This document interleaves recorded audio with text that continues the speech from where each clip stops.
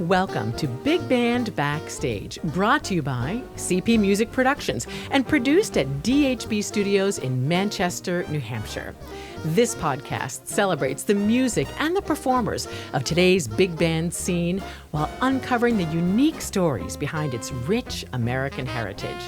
CP Music Productions is part of the heartbeat of this movement, with two generations behind it, the father and son team of Clayton Skip Poole and his son CJ Poole. Both join me here at DHB Studios. Skip Poole is CP Music Productions' music director. For nearly 50 years, he has led big bands and collaborated with world-class performers. And Skip, it is always nice to be with you. Awesome to be here, Laura. And CJ Poole is a vocalist, bassist, and the business manager for CP Music Productions.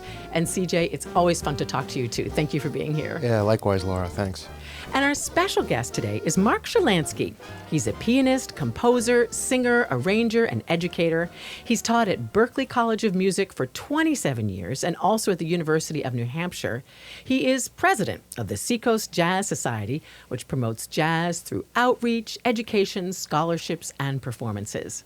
Now, the Society's Annual Seacoast Jazz Festival takes place on Saturday, August 23rd, 2025 at Prescott Park in Portsmouth, New Hampshire.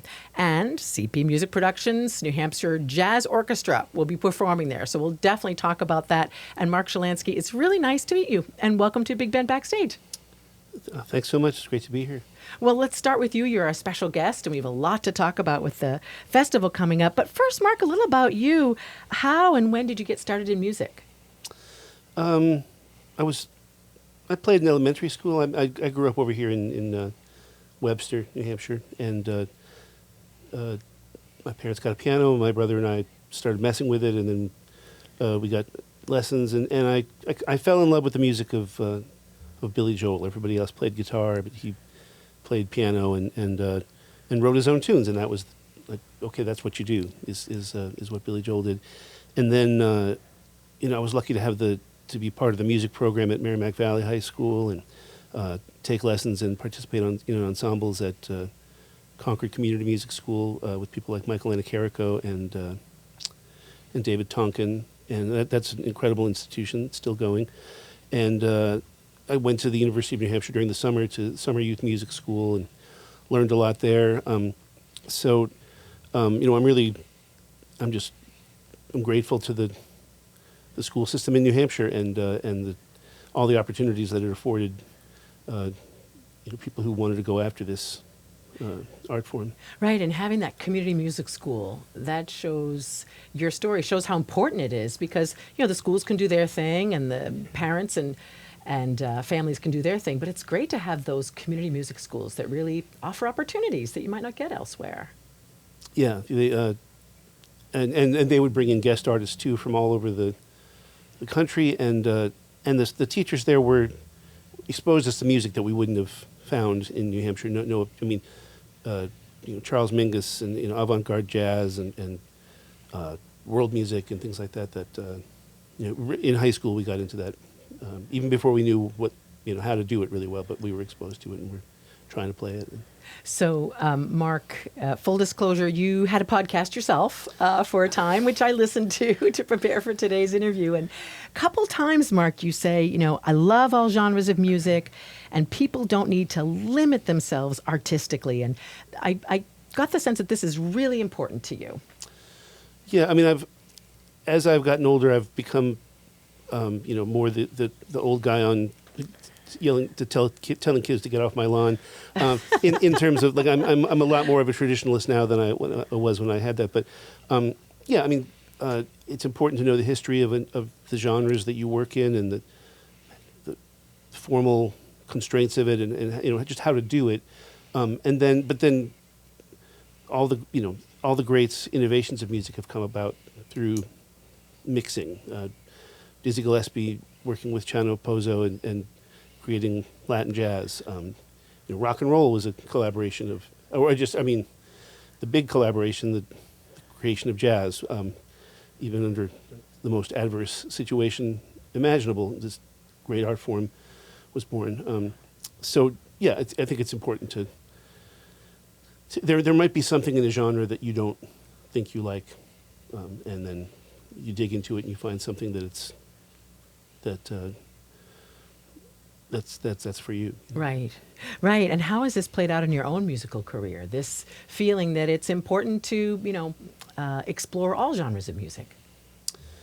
Let's see. Well, I mean, it's been practical. I've been able to play in wedding bands and function bands and accompany singer-songwriters and record with a lot of different artists. And then, I mean, with jazz music, I think it's something you can spend your whole life trying to do this right, And we were fortunate at University of New Hampshire to work with a visiting professor, Clark Terry, who had played in the Count Basie band and the Duke Ellington band. Professor Dave Seiler brought him in on a regular basis. Clark was eventually an adjunct professor there. So in college, and then even after college when I started teaching there, we got to work with Clark Terry quite a bit, and just sort of setting up this next area that we're going to. Well, let's talk about the voice of Clark Terry and your involvement in that project. Can you just give us a little detail on this before we see you in that performance? Sure. I mean, I'm just a piano player, but my good friend and recently retired UNH professor Les Harris Jr. wrote lyrics to 24 different Clark Terry compositions and improvised solos, and one of the only people in the world who I think could do this, Chris Humphrey, another University of New Hampshire alum. He sang them all, and we recorded them in this marathon 2-day session. During the pandemic, we all had masks on and everything, and were separated. And then self-produced this album that Chris and Les have been promoting, and we were fortunate enough to get booked at Scholars Jazz Club in Boston last year, and so we got to play a lot of this music. Wow, that is a formidable effort in the midst of the pandemic and everything else that was going on. Let's see a little bit of you, Mark, in that performance now.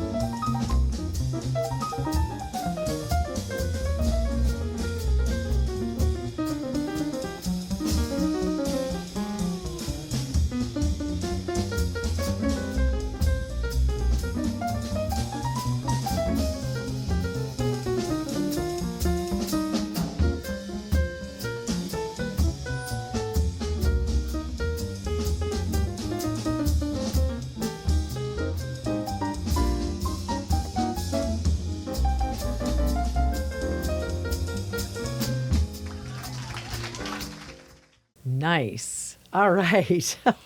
Skip way in there if you could. Either thoughts on that piece we just heard or Mark's earlier comments about the benefits from drawing from a wide array of musical styles. Well, first of all, it was marvelous to hear that. Great artistry on the piano, obviously. And, it's a really deep question, Laura. I think you could probably do a whole show just on that question, the broad array of music, right? I think it comes down to what Ellington said. Really simple. There's only two kinds of music, good and bad. And I guess it's up to everyone's interpretation as to what that is. But, somehow I've wound up ultimately being my favorite mode of expression is the big band. But, I conducted the New England Wind Symphony for 20 years. I did the Northeast Symphony Orchestra with Boston Pops Esplanade players. I did all of that. And from all of that, I have my favorite composers and interpretive styles. And to me, from a colorful standpoint, there's Percy Grainger. And much like Ellington, it was all about the palette, musical palette of colors. And I guess that's where I've sort of found myself. I love the different array of colors when we perform. And what I try to do with the NHJO is just that, rather than have one style per se, to do everything from Kenton, more of a Monet palette, all the way through the straight-ahead Basie and, of course, Ellington, which is in a league of its own.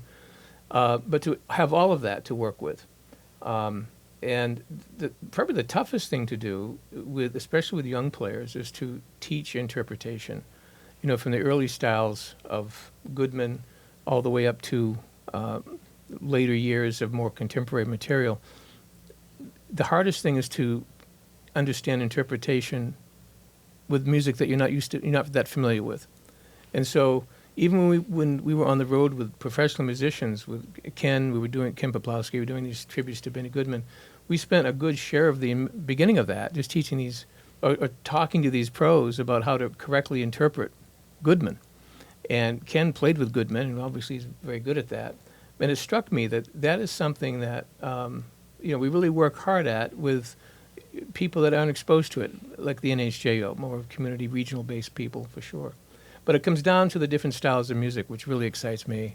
So when we do a show, with that particular group, to be able to do, Kenton, to be able to do Ellington, to be able to do bassy, straight-ahead stuff, as well as newer material, and the broad array of all of that.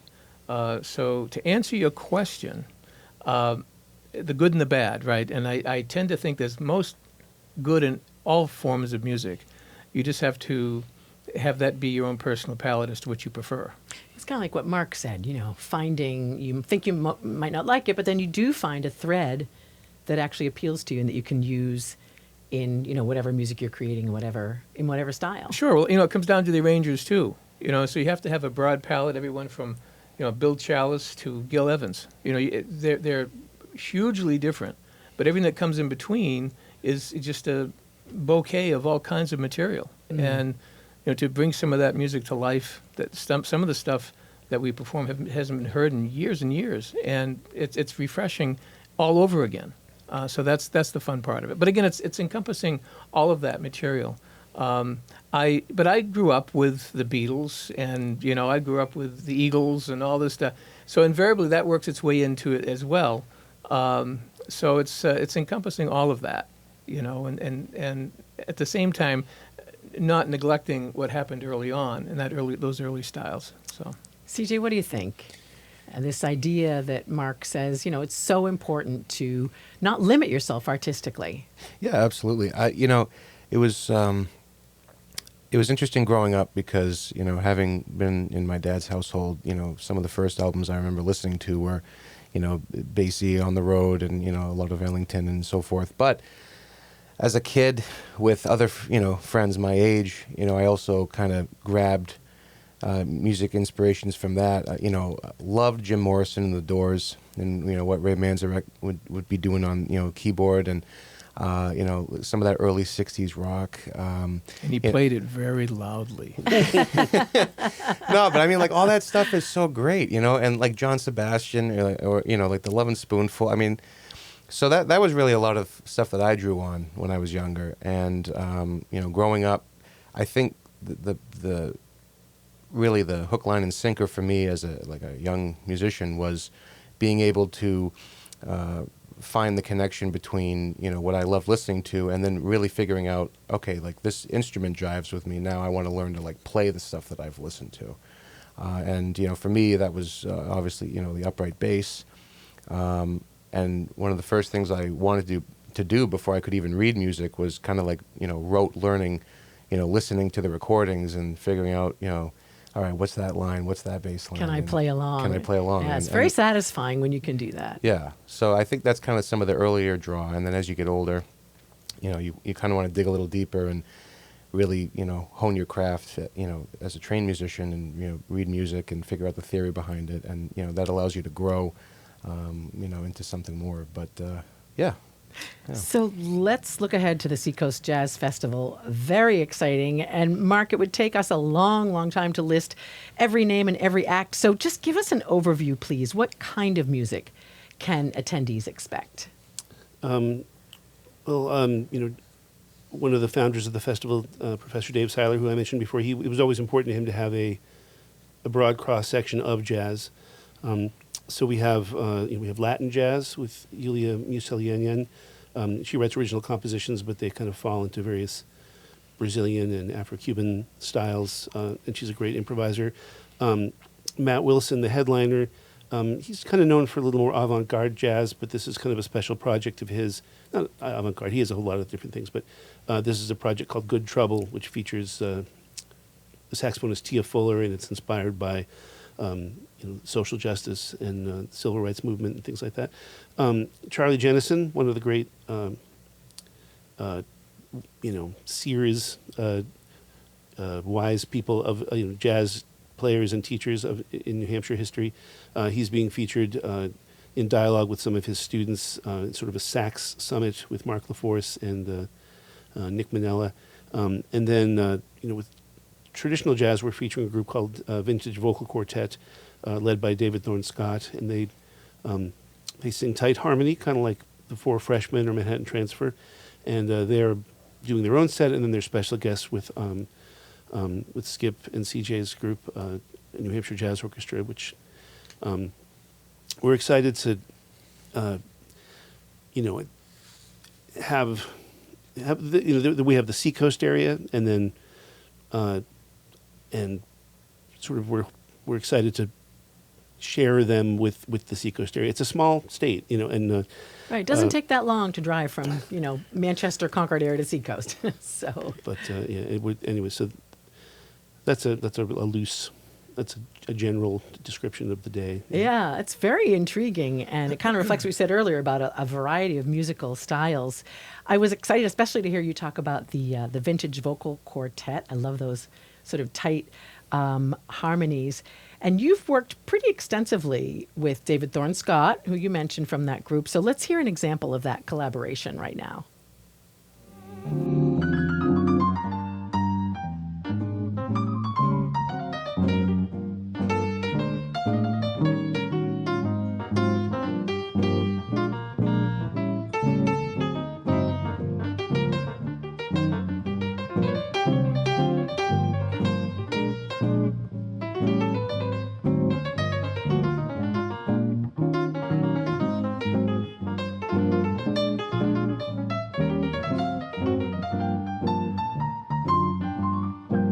Very nice. You also intrigued me. You said there's going to be a sax summit. Can you tell us what a sax summit is? It's kind of like a jam session. There's some healthy competition, but also, everyone. That's the great thing about jazz. Everyone has their own style, and they're influenced by different people and things. So, it's sort of a respectful competition.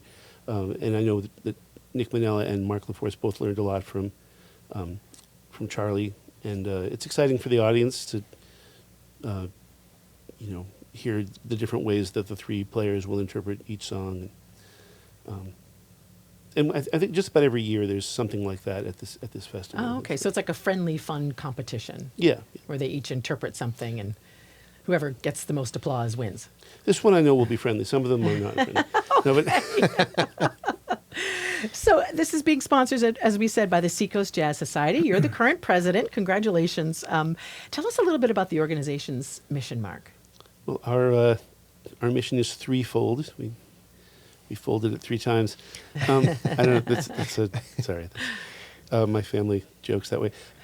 So we're trying to create enthusiasm and appreciation for jazz and the history of jazz.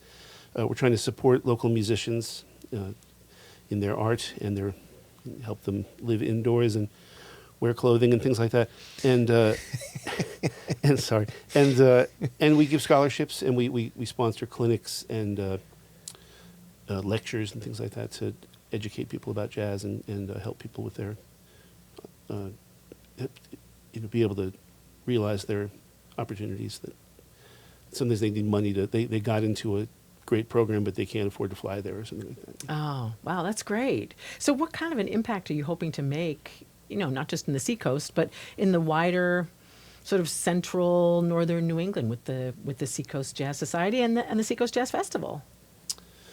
Well, one thing, for me, I wouldn't be doing this if I didn't, if I knew musicians all over New Hampshire, and so even though this is the Seacoast Jazz Society, anything we can do throughout New England to support jazz, we're excited to do that. For some of the acts, we're hoping to help them get wider acclaim, and we're also just trying to, if you can see musicians on stage making decisions like this, like if you hear recordings of jazz, that's great, but to be in the room with it or in the in the park with it, or then that really helps people fall in love with it. I know that was the deciding factor for me, to be in a small club and wow, this person's making all this stuff up, and Yeah, there's nothing like seeing it live and in person. It's a completely different experience. And Skip, as we said earlier, CP Music Productions is going to be there, hooray, with the New Hampshire Jazz Orchestra. So as music director, how are you thinking about this upcoming event? Well, clearly we're excited to be there. I was reflecting a little bit. The last time I played, it was different back then. It was, I think, the Portsmouth Festival or Music Festival or something. But the last time I played it, Jimmy Carter was president. Oh, my goodness. That was a while ago. Summer of 1978. And it's come a long way since then, obviously. I'm excited to be there with this group.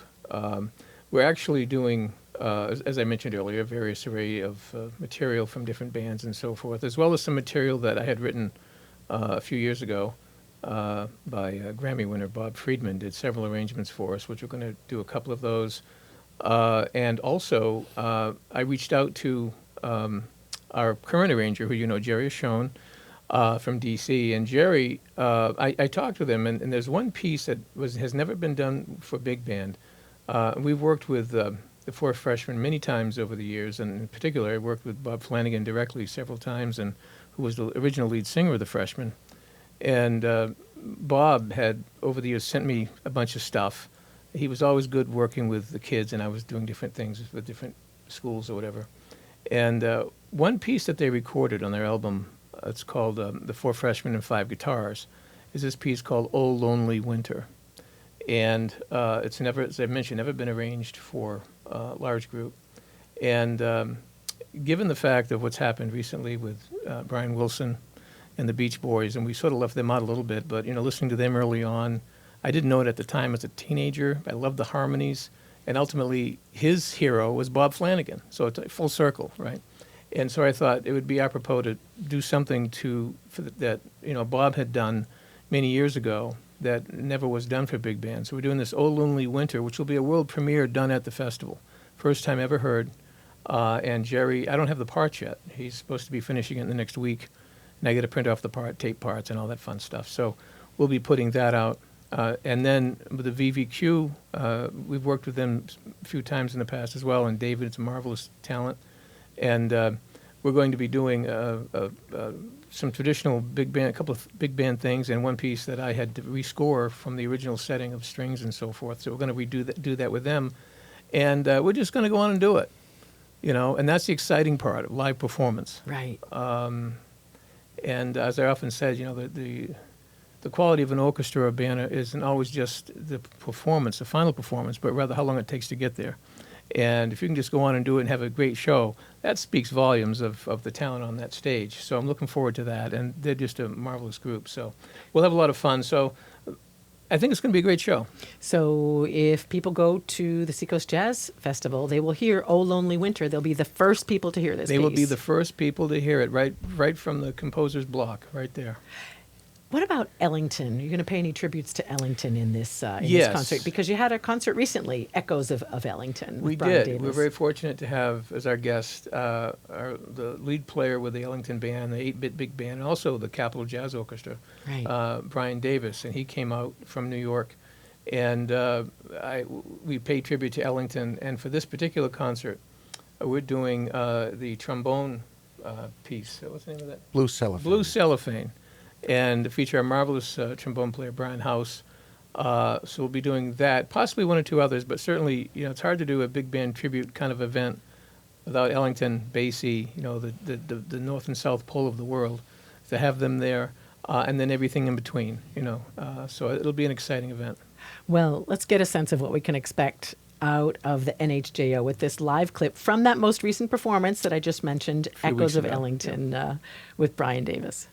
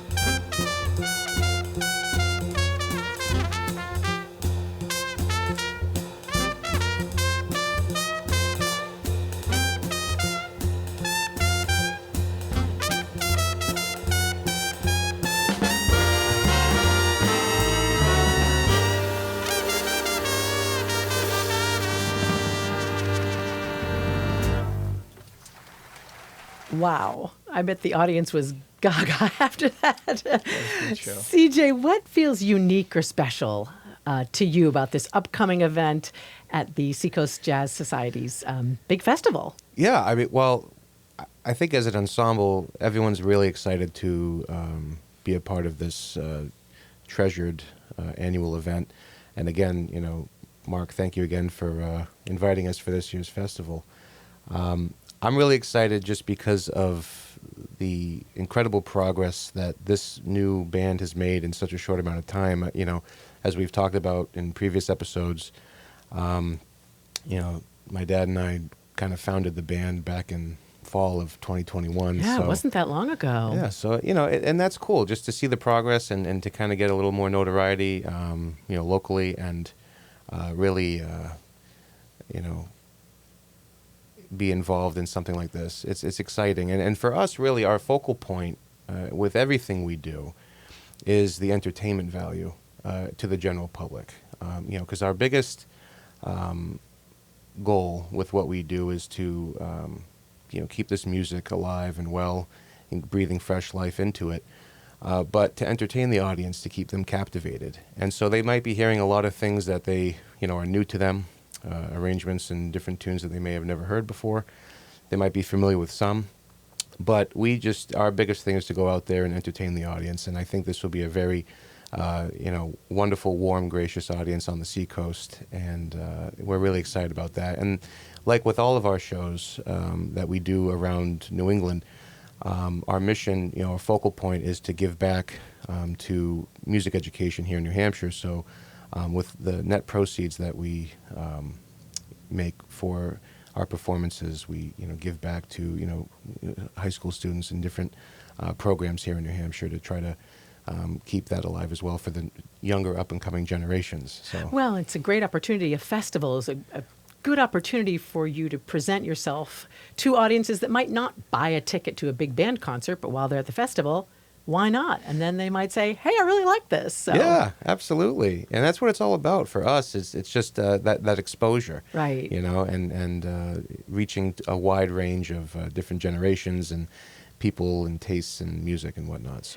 So, Mark, the practical questions about the Seacoast Jazz Festival. What advice do you have for audience members so they can have the best experience possible? You know, you don't need to get into details about parking and so forth, sure. but you know, you want people to have a good experience. Let's see. Well, I mean, try to get there early and stake out a good spot on the lawn. Maybe bring there's some. I mean, then you can reserve preferential seating on the Prescott Park Arts Festival website. Also, you know, come with open ears. If there's something a little more old-fashioned than you're used to hearing, you know, give that a whirl. Or maybe something a little more modern or avant-garde than you're used to. Just take it in and see if you might like it. And you know, I always like to listen to a lot of jazz before I'm about to go to a concert or something like that. Or so, you know, do a little free-form listening to get your ears in the mood for it. Like a warm-up. Yeah. Before you do exercise, you warm up. I like what you said about come with open ears. Yeah, I mean, I definitely have my tastes, but that's the great thing about a festival too, is you don't have to buy a separate ticket to check out an artist that you haven't heard of or something like that. You know, you can just, there's some great concessions there. Go get a lobster roll. Yeah, exactly. And then, You're on the Seacoast. And yeah.